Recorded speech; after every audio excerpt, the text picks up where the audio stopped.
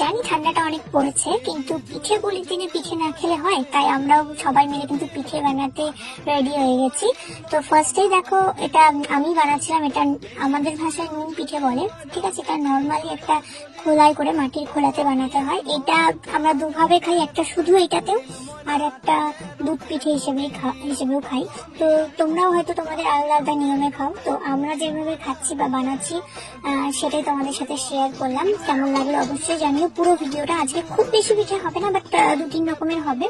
দেন মা কি করলো, এগুলোকে এই কড়াইতে খেজুরের গুড় দিয়ে একটু দুধ জাল করে রেখেছিল, সেটার মধ্যে দিয়ে দিল। বিশ্বাস করবে না, খেতে জাস্ট অমায়িক লাগছিল। আর এইদিকে কাকিমণি বসে পড়েছে এটা পাটিসাপটা বানানোর জন্য। আর এই কিন্তু দুধ দিয়ে ক্ষীর করা হয়েছে। আর এই রুটি মেকারটা আমি অনেকদিন আগে বাড়িতে গিফট করেছিলাম, বাট রুটি কোনোদিনও বানাইনি। বাট এই পিঠে বানানোর কাজে এটা খুব ভালো লেগে গেছে, মানে খুব ভালো হয়। আর এই দেখো পিঠে বানিয়ে ফেলেছে। আর এইটা টোটালটাই আমি বানিয়েছিলাম। এটাকে তেল পিঠে বা অনেকে মালপোয়াও বলে। যাই হোক, মালপোয়াটা টোটালটাই আমার দায়িত্ব ছিল।